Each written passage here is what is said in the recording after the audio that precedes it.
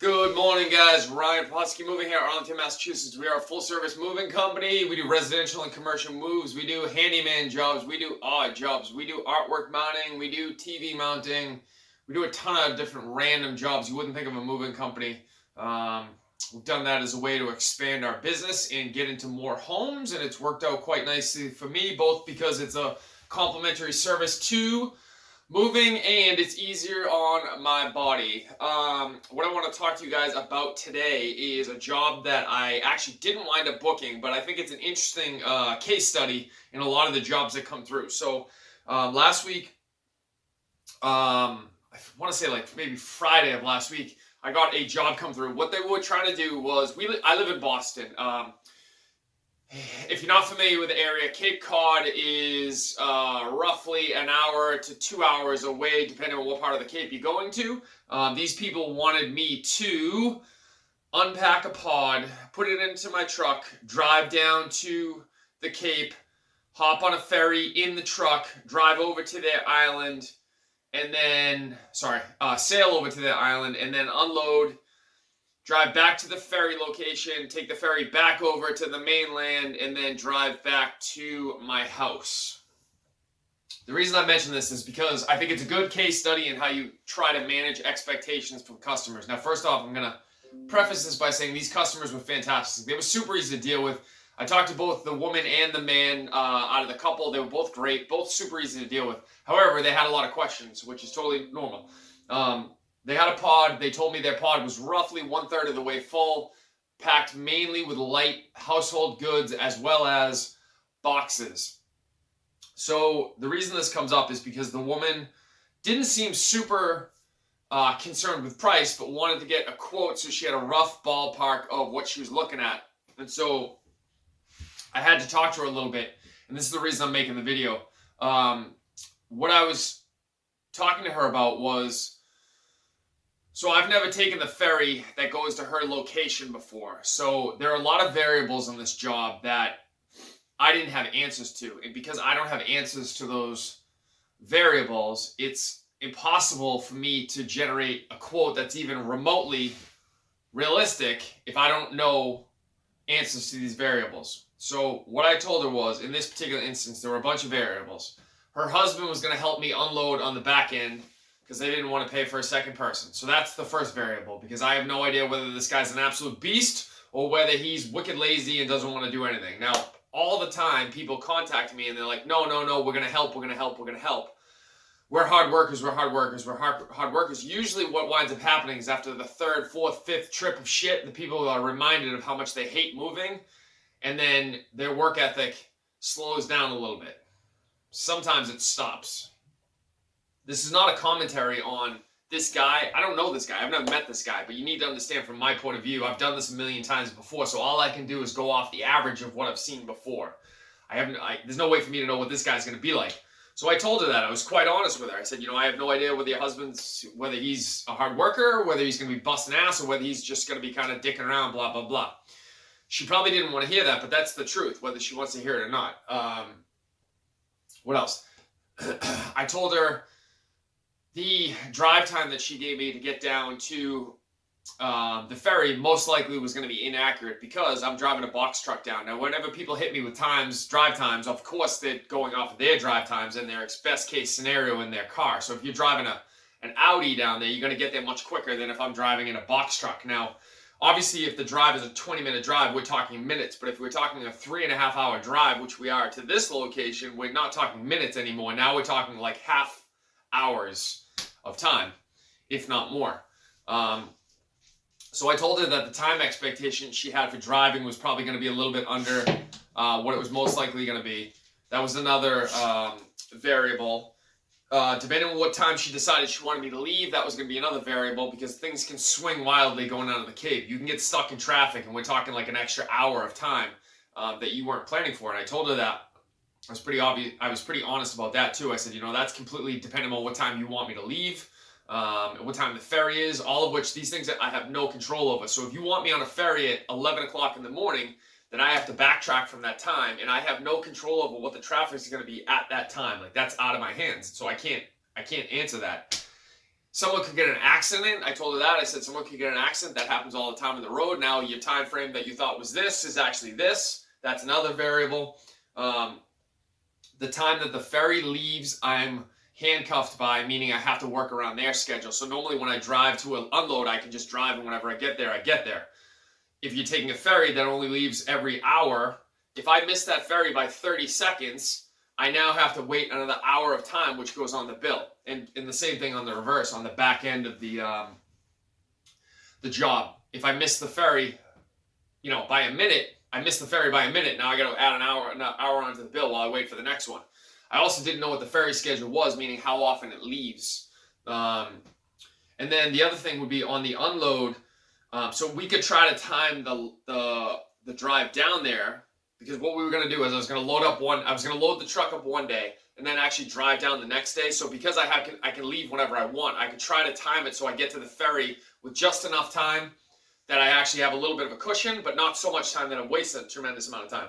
But on the unload, I didn't have the ability to do that because I have no idea how long the unload is going to take, and I can't really control that because there's a bunch of different variables. The guy that I'm unloading with, depending on how fast he's working, is going to dictate how fast we can work, obviously. And you can't control how long an unload is going to take. I've never seen their house before. There's no way I can figure that out. So if we finish the unload and it just so happens that I just missed the last ferry time, I then have to wait another hour until the next ferry time. And I just told her that, not as a way to scare her or anything, but just to let her know that this isn't going to all line up perfectly. It doesn't work that way. Because a lot of times when people ask for quotes, they operate under perfect world assumptions, and I don't function under perfect world assumptions. No disrespect, but we are out in the real world doing real world stuff. So if there's a traffic accident, there's a traffic accident. There's nothing I can do about that. If the ferry leaves 5 minutes early, there's nothing I can do about that. That just is what it is. And that's what I say when I'm operating under real world stuff and not just perfect assumptions of how things are going to go.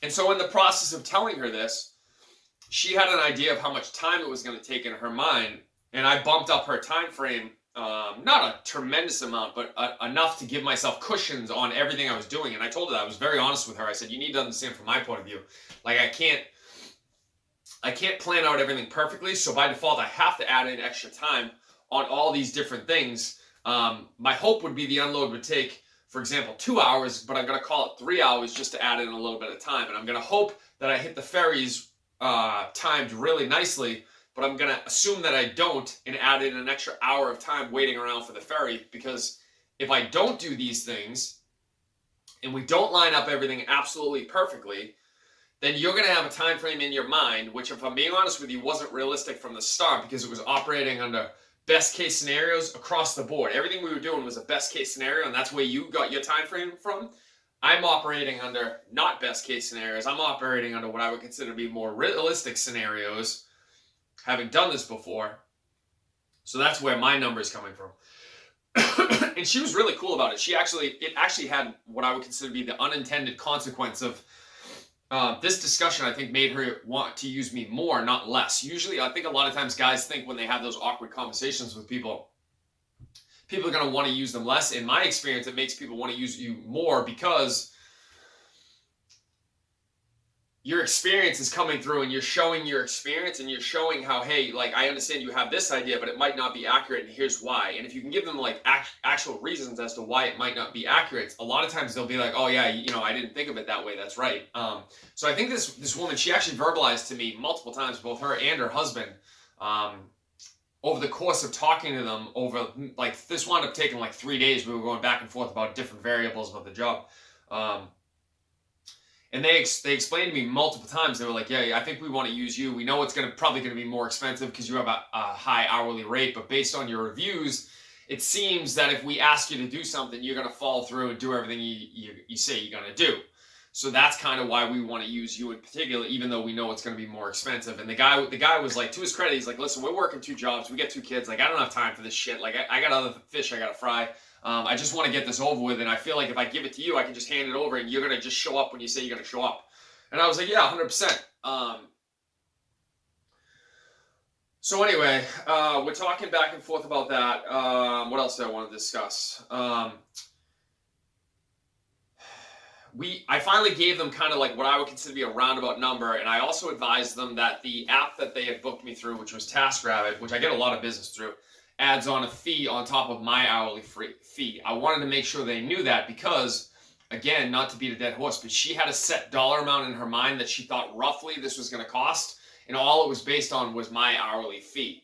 She didn't realize that she was also going to be paying an extra surcharge on top of that, which TaskRabbit charges. And I forget the exact amount, but it's significant. It's like close to 30%. This job was going to wind up being, we figured out this job was going to be anywhere from like $2,000 to $2,500-ish. And then it was going to be an extra 30% on top of that, which is a significant amount of money that she hadn't planned on paying. Now, I don't doubt that this woman and this guy, based on how they were talking to me, have a lot of money. I could tell that they weren't super concerned about money. It seemed like they're both doing okay for themselves. Money was not the main issue. But that is a significant amount of money. If you think you're going to be charged, let's say $2,200, and now the bill is like $3,000, that's a lot of money that if you weren't expecting it.